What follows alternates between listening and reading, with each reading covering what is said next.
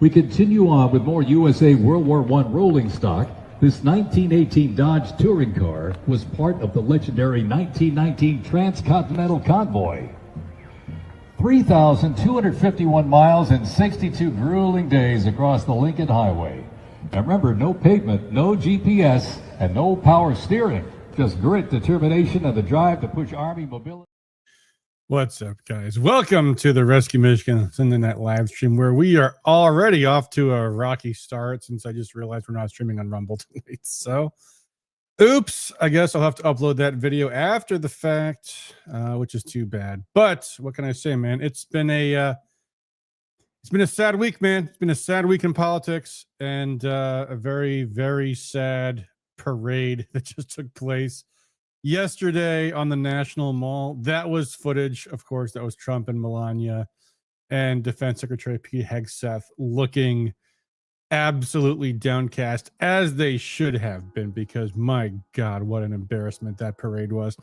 And look, I know people are going to get angry about this, that I'm not putting the best face on things, but you have to call it as you see it, folks. And I take no pleasure in saying that that parade was unbelievably bad, but that's the way things are, and it doesn't help us to not acknowledge reality. So if you haven't seen it, here is, for example, just one clip of the parade that just took place yesterday. Here we go. Let's watch it.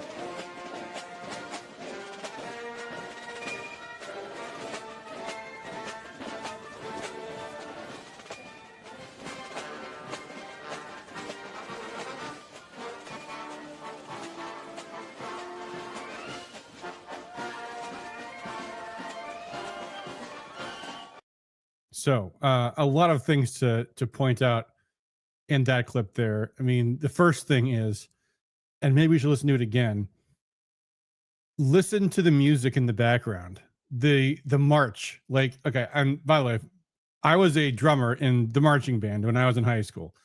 That is the absolute worst drumming I have ever heard, ever. It's no wonder that the soldiers weren't marching in time, because there was no time. But the other thing here, let's watch this again. Take this in, folks. Listen carefully.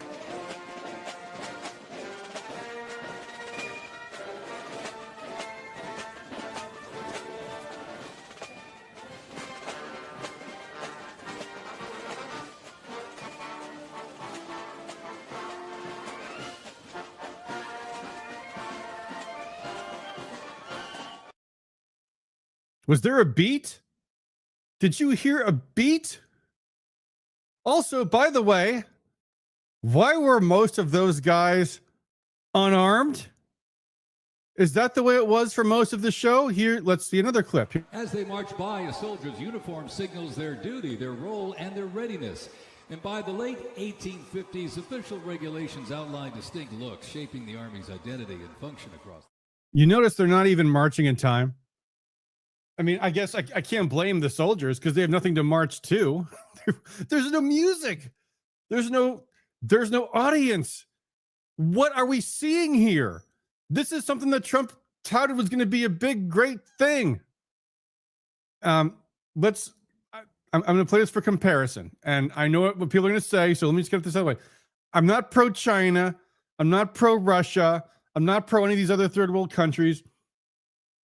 But this is how they put on a parade. And by the way, folks, it shouldn't be hard to march in time to make a public display. But here is, I think this is China. It might be North Korea. I'm not even sure. But here is the kind of parade that this event was created and designed to compete with.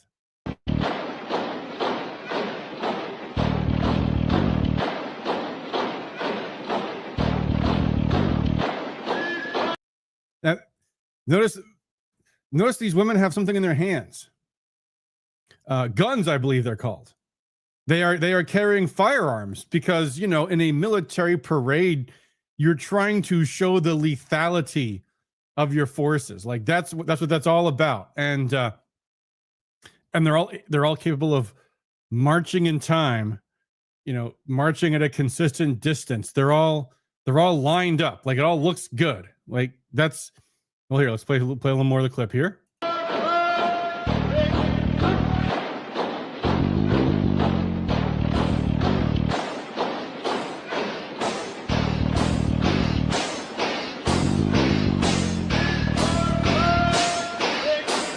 Now, maybe you hate looking at this because, it's showing conformity, and this is a symbol of the evils of communism and all that kind of stuff. But the thing is, in a military, that's the purpose of the demonstration, is of uniformity. Of the military is one big, giant, organized fist of power, and it marches in time and in tune with coordination, because that's what a military is supposed to be.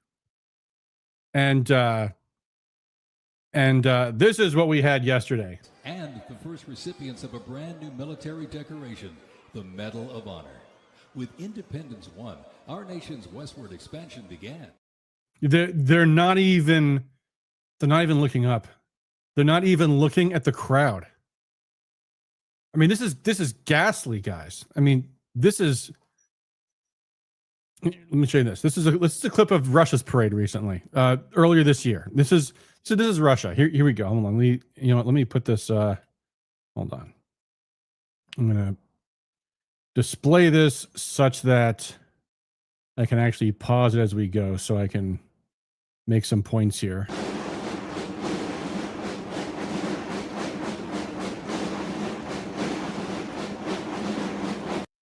See those drummers? Which, by the way, speaking of drummers, you know who could do this? The University of Michigan Marching Band. They're awesome. They can drum in time. They can keep the beat. They even do that thing where their sticks are all the exact same height at the exact same time. They're able to perform a military marching function. Somehow, what showed up in Washington, D.C. for the birthday of Donald Trump, Flag Day, and the 250th birthday, I guess you could call it, of the U.S. Army, didn't do any of this. Leading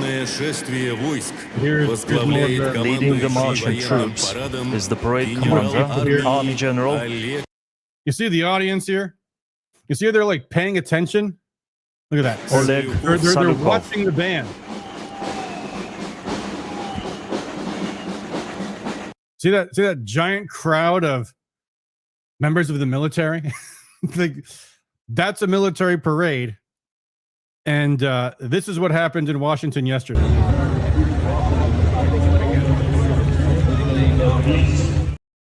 You guys see a difference there? Bit of a distinction. Hold on, I'm gonna put that so I can comment. That thing that we saw in the cold open segment during the countdown, that was not a still photo. That was an actual video. That was a video of President Trump and Pete Hegseth, and there's like things happening here, and they're looking down at their feet. I guess Melania's paying attention. That's good. Between European alliances culminate in the mass casualties. The United States initially maintained its neutrality. And obviously, guys, I'm belaboring this point mostly because of how angry I am at what Trump has now done in the Middle East, where what he has started is going to be a disaster. Mark says, I don't know what is with you, Mr. Adam. You have been anti-Trump recently. No, Mark, I've not been anti-Trump. Trump has been anti-me recently. That's the problem. That's it. You are anti-Trump. Well, I'll tell you what, Mark, when I elected Trump, it was because, we had these ideas that he was going to, do things that were going to be like, ending foreign wars and restoring the rule of law and, I don't know, cutting illegal immigration. Remember, that was a big thing. And what did Trump come out with this week? He says, "Oh, you know what? Actually, I've been getting all these complaints from people, from these farmers, and from these hotel owners." And here, I'll put this article up on the screen here so you guys can see what I'm talking about. Hold on, let me remove this. President Trump orders ICE to largely pause illegal immigration raids on farms, hotels, and restaurants. Effective today, please hold on all worksite enforcement investigations and operations on agriculture, including aquaculture, fishing, and meatpacking plants, restaurants, and operating hotels. Email from an official, per New York Times, and confirmed from a DHS spokeswoman. And this goes on.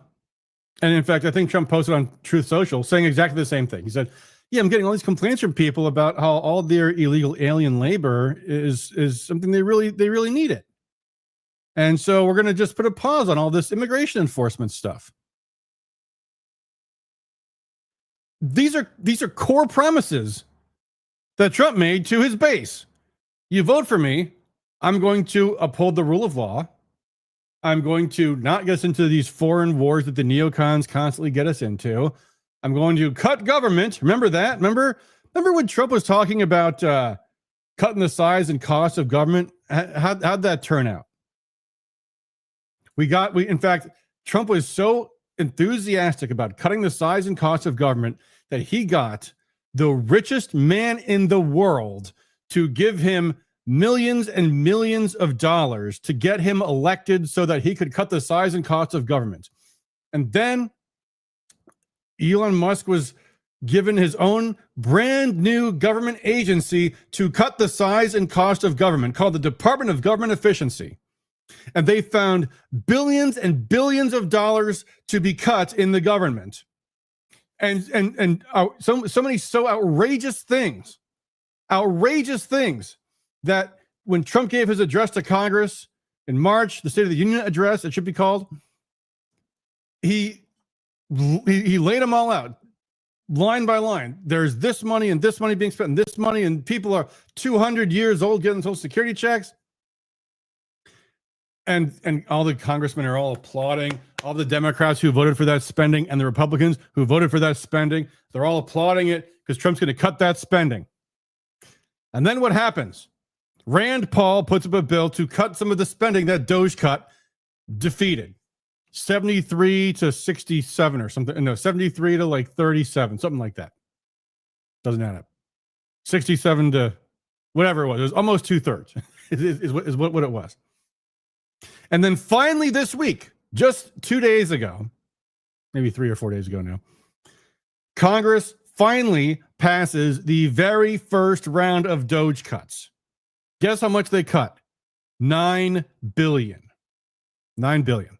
Not a trillion, not 150 billion, not 250 billion, 9.4 billion. And they could barely cut that even because you had people like Mark Amadei from Nevada who opposed it because it was going to cut funding for NPR.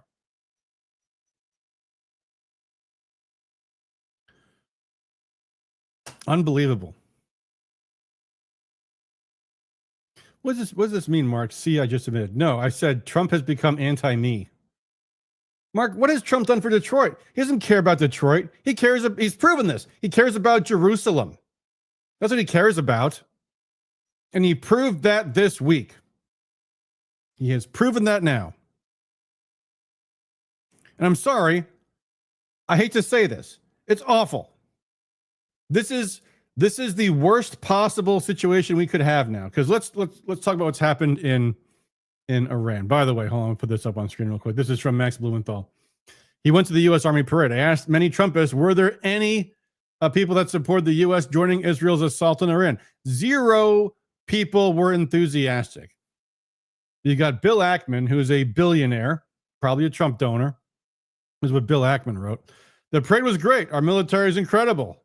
Now Israel needs our help, meaning our tax dollars, meaning the fruits of your labor, to destroy Iran's nuclear threat to the world. What nuclear threat? Israel has a nuclear weapon. Iran doesn't. Iran signed the nuclear non-proliferation treaty and abided by the terms of it. Israel didn't. In fact, they stole nuclear technology from Russia. Now they have dozens of nuclear weapons. Then Bill Ackman says Israel's military and air force have sufficiently degraded Iran's defenses such that this is now the lowest risk, highest probability moment to take out Iran's nuclear capability, a grave threat to us all. Yet for some reason, Israel can't do it by themselves. We should not let this opportunity pass, but Israel does not have the equipment and armaments to complete the job. Why would that be? Why would that be? Is it possible, Bill Ackman, you're exaggerating Iran's defenses? We do, and it does not require boots on the ground. Yeah, just drop bombs on Iran. We'll see. It'll all go great, like it's always gone great before. So that was Bill Ackman, to which Max Blumenthal points out nobody at that parade was enthusiastic about this. Another comment on the parade. An Abrams tank with a wobbling barrel trundled by as Trump sat behind a bulletproof case and non-existent crowds accentuated with the fake sitcom crowd noises. Second later, cut to a sponsored by Palantir. Yeah, the sponsors of the parade were Palantir, the AI company that's trying to spy on us all, and Coinbase. Those are the sponsors of this event. Kid Clarenberg says, never watched a military parade, but the footage emanating from the U.S. was pathetic. And a bunch of unarmed soldiers barely able to walk in formation, shuffling past, set to country rock with tiny. It's funny because he doesn't know the song, but listen, here's the song. Listen to this. Know the song?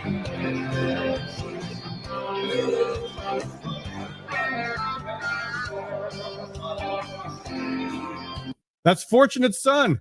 That's Fortunate Son. For those who don't know, Fortunate Son by CCR is a song about the injustice of fat cat politicians sending American boys to die in wars. Some were born silver spoon in hand, I ain't no senator's son. It's an anti-war song. A lot of Vietnam veterans, by the way, hate that song. I mean, they shouldn't, because it's a song about how they were being misused. But a lot of military people hate that song. That's the song that they play at the Army event. Like, how tone deaf is that? Unreal. Anyway, so we attacked Iran this week. How'd that go? Well, we now have a better idea. Not a great idea, because it's been a few days. Still very, very thick, heavy fog of war. You guys have probably seen lots of articles about this, as have I. So a couple of things to take away from this. The first thing being that it's already not going well for the people that thought it was going to be this great, brilliant idea. Because what was the objective that Israel and the United States had? And by the way, absolutely 100%, the Trump administration was on board with this from the get-go. In fact, Trump admitted it. That was the amazing thing, was Rubio comes out right after the attack from Israel, says we had nothing to do with this. So Iran, don't attack us. It's a unilateral action by Israel, plausible deniability and all that good stuff. And then Trump comes right out and says, oh yeah, I knew about this whole thing all along.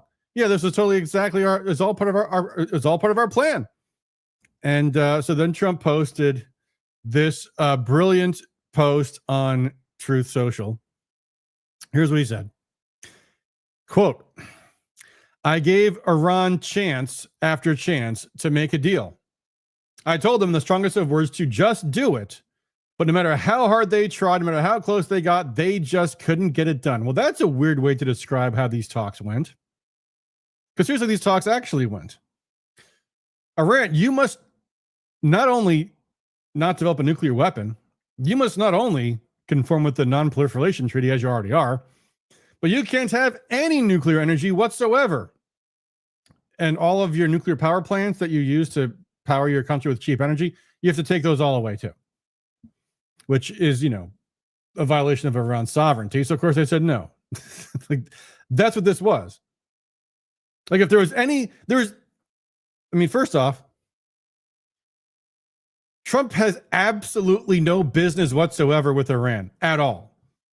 Like, all he has to say is, okay, well, have any international organizations complained that Iran's violating a treaty? No. Okay, well, then they're not violating a treaty, so there's nothing that we need to do. The only thing that was happening was Israel was saying, we have to stop Iran, period.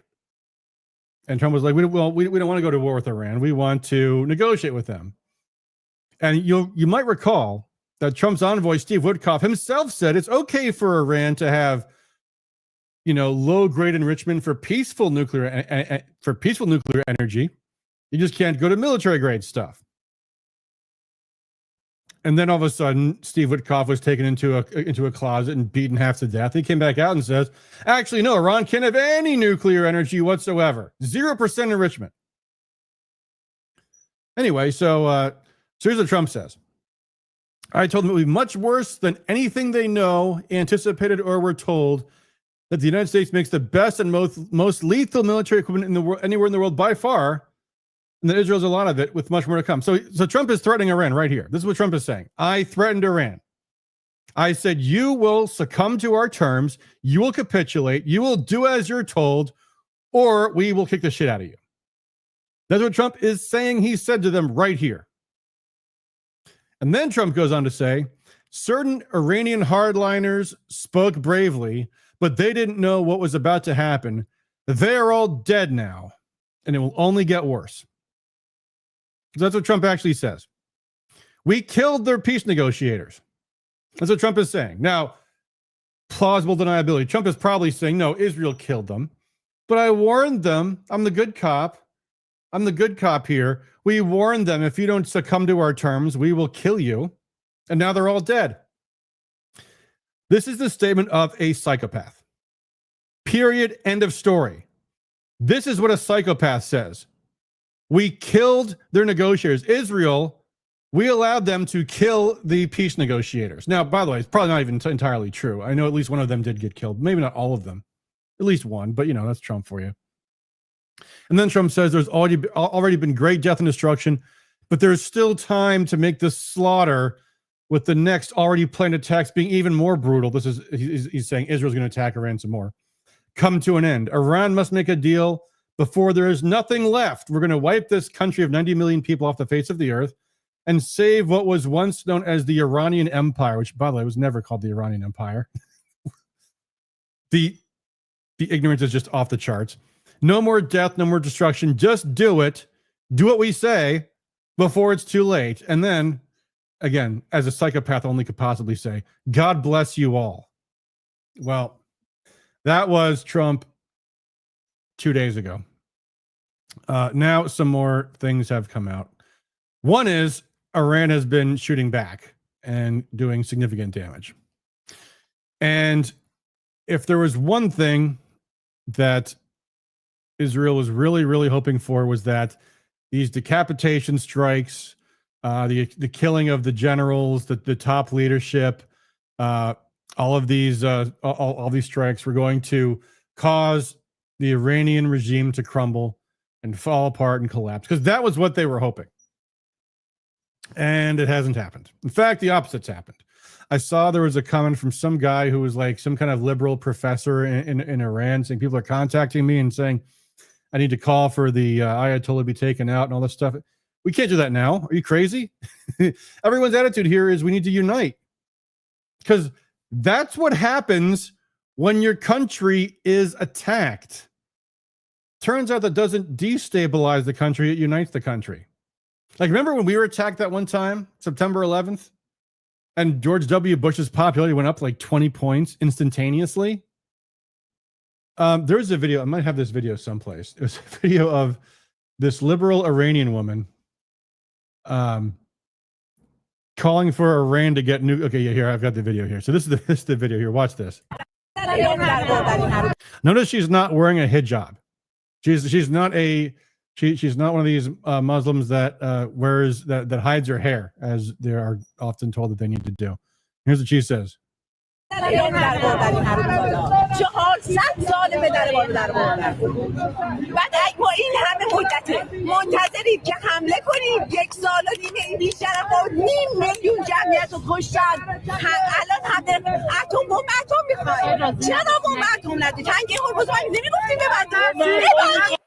We want an atomic bomb, close the Strait of Hormuz, let's escalate. Says an Iranian woman who was not wearing a hijab, so presumably not the traditional Muslim stereotype. So in the long run, a nation of 90 million people who have ballistic missiles and are now attacking Israel with it. And by the way, again, obviously there's a lot of fog of war, but there's been lots and lots and lots of photos and videos of attacks hitting Haifa and hitting Tel Aviv. And this one big military building was taken. This one scientific military building, the Weizmann Center, was annihilated. And Armchair Warlord had a post about this. And he said, I've seen multiple videos. I thought I had the clip handy, but I don't have it handy. But he made this guy who's, I think he was a major in the U.S. military. He knows something about military affairs. And he says, I'm seeing lots of credible evidence that Iranian drones are getting through all the way to Israel, which is, if true, a game changer, because Iran could run out of missiles. There's only so many missiles out there. And by the way, I should say this also. This is important for everyone to understand who's not familiar with war. When the Ukraine war broke out, I didn't really understand this very well.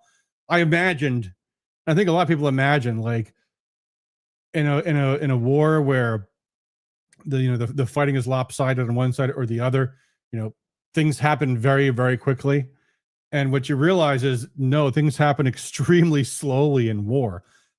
Russia and Iran and Russia and Ukraine have been fighting for 3 years. And day after day after day, it's hundreds of soldiers killed, and Russia takes a kilometer maybe of territory. A missile does not end a war. 1,000 missiles don't end a war. War is it's basketball, not football. Both sides score a lot of points, and over a long time, one side scores more points than the other. And Iran has, and Israel has, many military targets and many military assets, and things don't just get determined overnight. They take months and even years. And in the long run, Iran is a country of 90 million people. Israel's a country of 10 million people. And when assets get depleted, the side that has fear to start with has the bigger problem.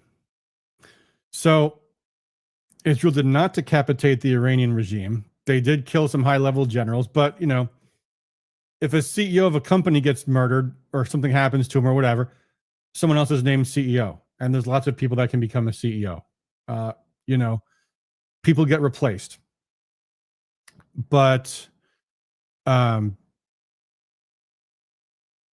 is now, they've gotten through the initial assault, which was done with the element of surprise. And in the long run, who's going to have more capacity? And the answer is, unless the U.S. intervenes, Iran will. So you guys can just bet your bottom dollar. Trump's now saying no. He's saying no for right now, that he won't support Iran, or he won't support Israel in the war with Iran. I guarantee you he will. The day will come, probably in the next week. That's how soon this is coming. And I think we need to reflect on how bad this is. And again, folks, if you support Trump, if you want Trump to succeed, and I do want Trump to succeed, he needs to realize what a bad mistake he has made. And it might be too late. It might be too late. Remember, guys, a week or two ago, we were talking about how Trump has increasingly gotten bogged down in Ukraine and has unwisely not taken the many, many off-ramps he could have taken. But he has now gone all in. That's the thing. And this is Daniel McAdams, who is who runs the Ron Paul Institute. And he says, Trump openly admits he willingly treated the Iran talks as a deception to pave the way for Israeli strikes. And that is true. Trump did say all this. Trump did say, we tricked the Iranians. And in fact, Israel's come out and said, this strike has been in the plans for 9+ months. In other words, it started with the Biden administration. And the Trump administration took these plans and continued them along. So, and I hear a lot of people saying, I heard Steve Bannon saying this, Matt Gaetz is saying this. Trump is being taken in by the neocons. It's a trap for Trump. They're trapping him into an Iran war. Trump himself has said, I am game on with this. And if there is any chance to get Trump back on team sanity, it's now. And the more severe the outcry is now, the better the chance that Trump can get his head straight. In fact, he apparently had a very interesting chat with Vladimir Putin the other day. Trump was uncharacteristically coy about what was said on that call. He said, we're talking entirely about the Middle East and not so much about Ukraine. I'll bet I know how that call went. Putin, what have you done? You fool. Probably how that call started. This is, well, here, I'll show you, for example. This is Posobiec, who's a huge Trump supporter, obviously. And he says, this is not what the American people voted for in 2024. And Posobiec says, I'm quoting himself, I guess, in the show, there's going to be hell to pay between Trump and Bibi Netanyahu if he did this in defiance of the president of the United States. Well, Trump has come out now and said, no, he didn't. He said, I was in on this. I supported this whole plan from day one. Very bad news. And all kinds of really bad side effects are happening too. Like, for example, here is, I'm sure Willard makes this comment. So he's quoting this interview with Pete Hegseth. Let's watch the video quick. Here's the video. Before our eyes, how, this equipment versus it's scary. It's scary. It really is. But the parade, of course. In fact, I was on Capitol Hill all week in hearings. You're familiar with that, Rachel. And one of the questions was asked is, hey, did you move some of your counter UAS, counter unmanned aerial systems defenses from Ukraine to the Middle East? To which I answered, yes, we did. We're using all assets available to protect our people in that region and around the world. Because it's a different landscape in defense these days. Yeah. Smaller systems like that can pose a big threat. Okay, so Pete Hegseth just said, I hope this is not a problem. Pete Hegseth just says, yeah, actually, we just transferred our military assets from Ukraine to the Middle East. So Armchair Warlord, who again is an actual military veteran, I believe a major, says, how does the United States retain the authority and ability to withdraw counter-drone systems in Ukraine, which should have been handed over to the armed forces of Ukraine for their use, and send them to the Middle East? Because you see, if the systems still actually retain American crews, if they're still being used under the operational control of an American commander rather than a Ukrainian commander, that actually means that we are engaged in a war with Russia. Is that what you just admitted, Pete Hegseth? Oops. Perhaps the clarification is in order. Maybe that's not what you were saying. Maybe you're talking about systems in Eastern Europe in general. Maybe. Let's hope. I don't know. Doesn't seem likely. Doesn't seem likely. Because Hegseth, you might have just actually admitted that we were actively involved in hostilities with Russia. Be bad if that's true. Jay asks, wouldn't one Israel just use its nukes if it looks like they will lose? Well, one thing that Pakistan just came out today and says if Israel uses nukes, we're nuking Israel, which is a terrible thing. That is the issue of mutually assured destruction. Which is ironic because if Iran had a nuclear weapon, they could never use one because if they used it, they would be nuked instantaneously. That's the whole mutually assured destruction thing. That's why we haven't nuked Russia and vice versa. Because when both sides have nukes, then neither side wants to start that. They don't want to go down that path. How can we haven't attacked North Korea? Because they have nukes. Jay says this is how World War III starts. Well, actually, Jay, this is how World War III hasn't started. That's the thing. If Iran actually had nukes, Israel wouldn't have attacked it. The reason that we have a hot war now is because Israel has attacked. Kin Rock on YouTube says, I thought this channel was good for a while. Well, I'm sorry it's not been good lately. It has nothing to do with rescuing Michigan. I have been off topic on Michigan. I apologize, folks. We will absolutely be getting back to Michigan soon. But here's the thing. And again, before, I'll say this again. I'm not happy with being in this position, folks. I was supposed to be tired of winning by now. Like, I actually do care about Michigan, and I care about the Republicans getting the majority in the Senate and the House, keeping it in the House. I care about what happens in the governor's race and the Secretary of State's race. What's happening in Washington, D.C. will affect every ticket in the country. And again, if you actually care about stopping this bad trend, you should be talking about and giving Trump some negative reinforcement, because he is taking us down the road to hell. He campaigned on not getting into new wars. He has started a new war, a war that could become a regional conflict, a war that could become a global conflict, by the way.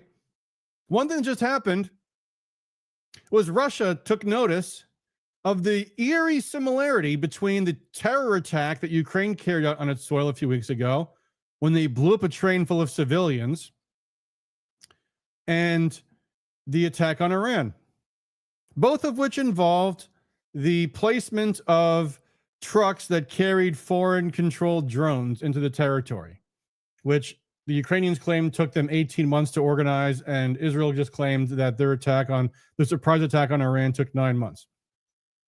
And Alexander Mercouris of the Duran has openly said, he said, I have sources in Russia who are telling me that not just Russian people, but Russian senior level military officials, they know that the U.S. was involved, they know that Britain was involved, and they strongly, strongly suspect that Israel was involved in that attack too. So there is a growing axis forming between the United States, Britain, and Israel, and France and Germany versus Russia, China, and Iran. This is extremely, extremely serious. Yeah, and Jay, you're exactly right. It is difficult to get out the state and local vote in 2026 if Republicans are doing the wrong things at the national level. You know, there's another story that happened this week, kind of a big story. The Democrats staged a bunch of riots this week, and in one of them, murdered a couple of people in Minnesota. A state lawmaker couple, I guess, who apparently were Democrats who went off the reservation on some vote on giving illegal aliens taxpayer subsidies, taxpayer-funded welfare. You guys have seen that story, I'm sure.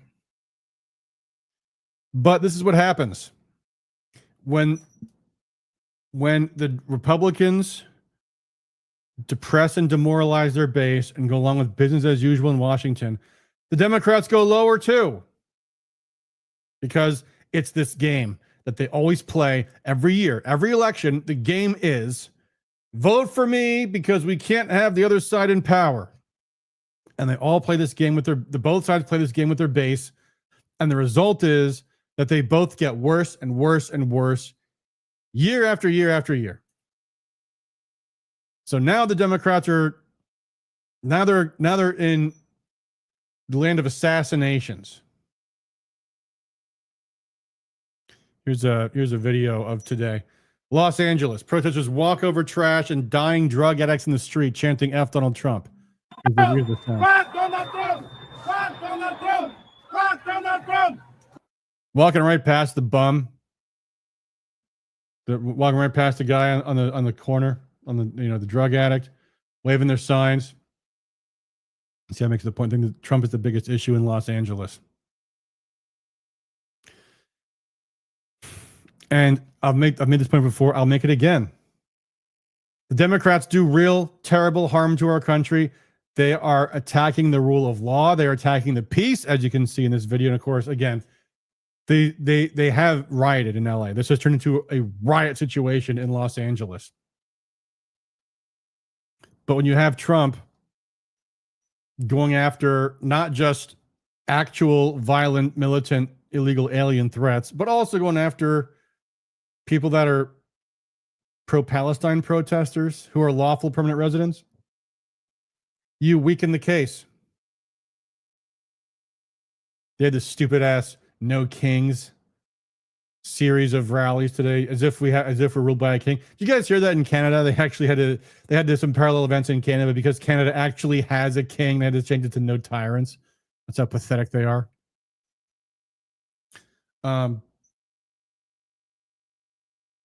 But this is what's happening.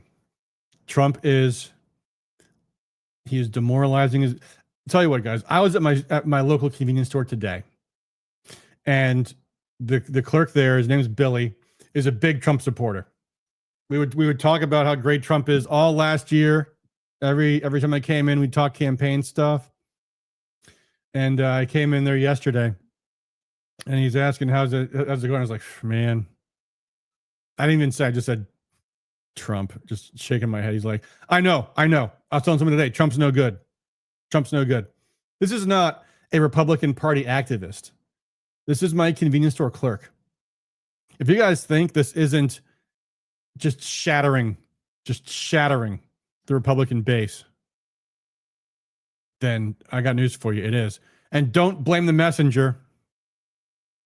Random guy says, every midterm we say how bad the GOP is, rather remembering the Dems are the enemy. The GOP is its own work. I mean, main constructive, keeping our lone lawful aggression not out. I assume what he's basically saying is, I shouldn't be talking about this stuff.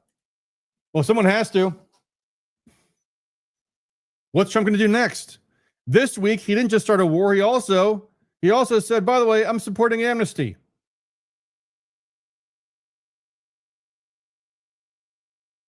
Here's another video. This is in Petoskey, Michigan. Well, here, I'll put the video on the full screen here.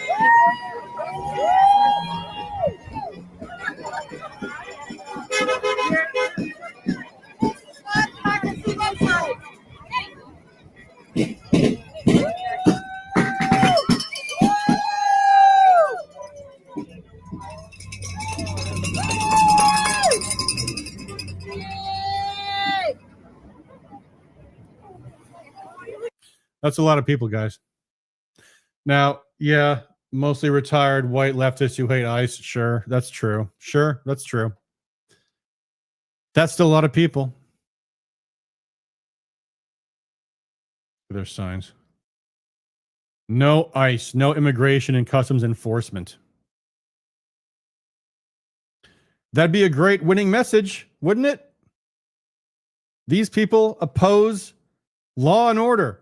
They oppose enforcing our borders.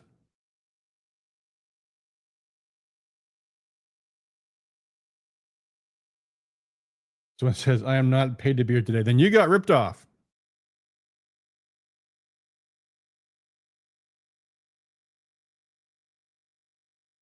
What does this say? America, time to break up with your abusive ex. Sign says.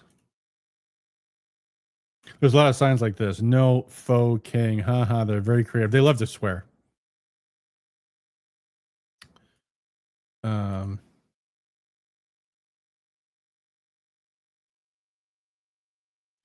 Yeah, this is Petoskey is it's not a big city, folks. That's a lot of people for a small town. It's not a good thing. Random guy, we need to spend more effort talking about the Dems are really depressed or unturned. Well, I'll tell you what, random guy. The next big election's next year. November 2026. So we've got a full year and 5 months almost yet to get our act together. This is the time to be criticizing bad behavior and bad mistakes. Says, I'd like to see all the podcasters get us to focus our criticism to Congress and keep them accountable, but it's tough when it demoralizes us. Yeah, well, if we're talking about Congress, guess what Congress is doing? The BBB. Oh, yeah. What a great bill that is. Big spending. I like the bit about creating artificial intelligence. I was doing another email about that this week. Did you know that we've actually killed thousands of people using AI? I didn't realize this, but I was reading Marjorie Taylor Greene, you know, the congresswoman from Georgia, had a post talking about Skynet and how she didn't want to support Skynet, which is, of course, the thing in Terminator, the fictional AI network in the Terminator movies that caused the nuclear war. You know the Terminator movies. And I happened to look. I was googling Skynet, and Skynet is actually also a real NSA program. They were so inspired, these freaking these freaks at the NSA, that they named their own spy program that they were using in Pakistan Skynet. And what it did do was it created a profile using AI of everyone in Pakistan and deciding who was probably a terrorist. And then they killed like thousands of them in drone strikes. So whenever the government tells you, don't worry about us collecting all of your most sensitive personal information, don't worry about the NSA using AI and Palantir to combine all of your information into their own private database that the government can't actually collect, but because they're using AI to do it and they're using a private contractor, apparently it's okay to do that around the Fourth Amendment. They've actually used AI profiles that they've collected in foreign countries to kill thousands of people.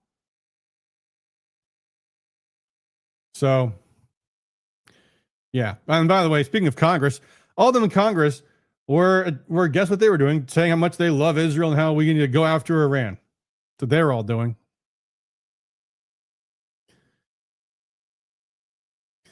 So, this is the challenge that we face over the next year, folks. Are we going to show MAGA? Are we going to show Trump that MAGA means business? That we elected you to do certain things you need to actually be doing? Here's a story in The Atlantic. Yes, that's right. Trump spoke to The Atlantic magazine, apparently on his birthday. And here's what the article says. It's from The Atlantic. When I caught Trump by phone this morning, yes, that's right. The Atlantic just calls up Trump on his phone. I caught Trump by phone this morning. The president wanted to make one thing clear. America first means whatever he says it does.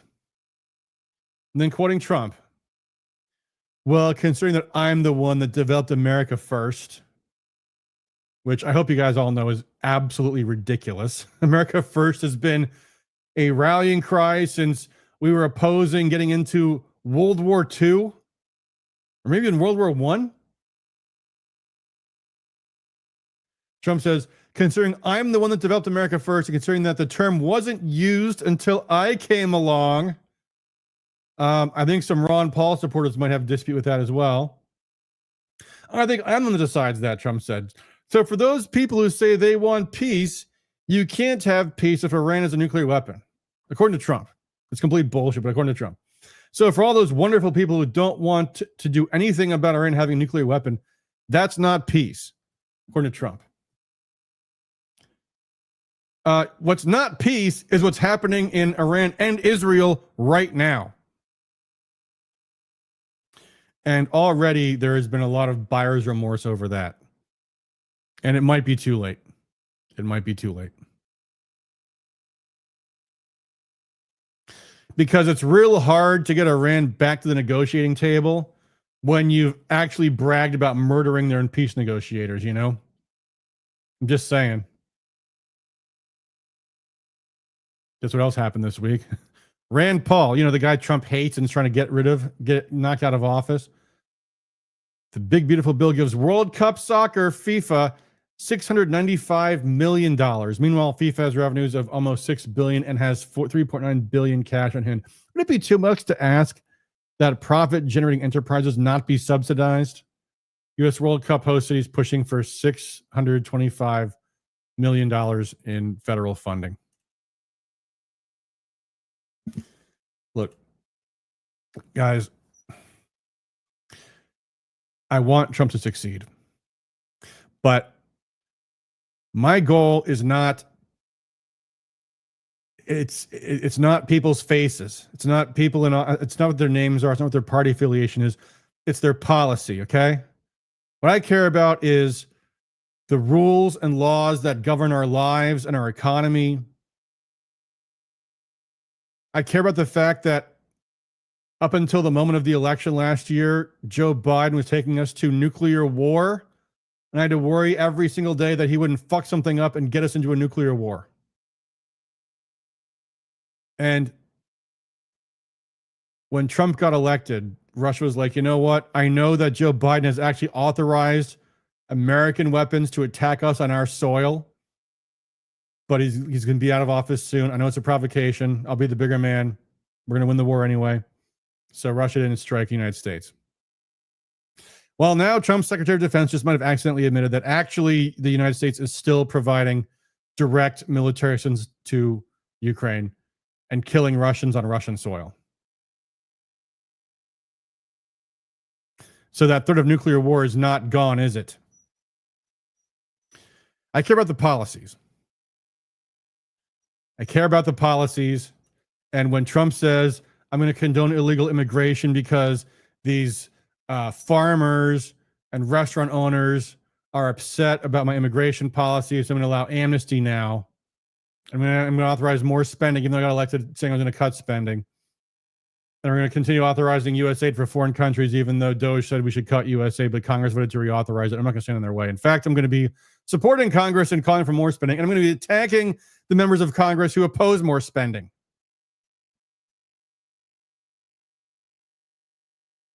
At some point, if you have any self-respect, you got to call that stuff out. Because if you don't, he's going to keep doing it. You remember when Trump said, is like in 2015, Trump says, you know, I could shoot a man on Fifth Avenue and these people would still support me. That's a really dangerous attitude for any politician to have. Politicians live and die on two things: the swing vote and turnout. And if they're afraid of their base, they stick with their base. The Democrats are afraid of their base. Literally, they're afraid because they might murder them as they did this week. That's why every single Democrat is pro-abortion. Every single Democrat is anti-gun. Every single Democrat is pro-terrorist, anti-ICE, pro-drug cartel. Because that's who the Democrats have indicated they must all be. That's called holding your politicians accountable. And if you can't, bring yourself to that. And if all you can do is make excuses for their failures and tell everybody, well, Trump might have done this or might have done that, but don't more, you got to vote for the Republicans anyway, or else you get the Democrats. Then all you're really doing is telling the voters how little they need to settle for. And you're going to get all that and less. So that's why this has been a sad week, and I hate to be the bearer of bad news. Believe me, folks, I haven't sent an email blast in Rescue Michigan in weeks. So I know if I was to say how I really feel, it'd hurt my list. But that's where we are. And this blows. So I encourage all of you, don't leave me hanging. You too should be speaking out. I just talked to someone today, just a random guy I met today. He said he was blowing up Congress because he's so upset with what Trump's been doing. A Republican. You know, they need to get that message. They need that message badly. So that's where things are. I hate to be the bearer of bad news, but bad news is what it has been. So that's where we are. Till next time, folks. Thanks as always for all you do for liberty. Peace.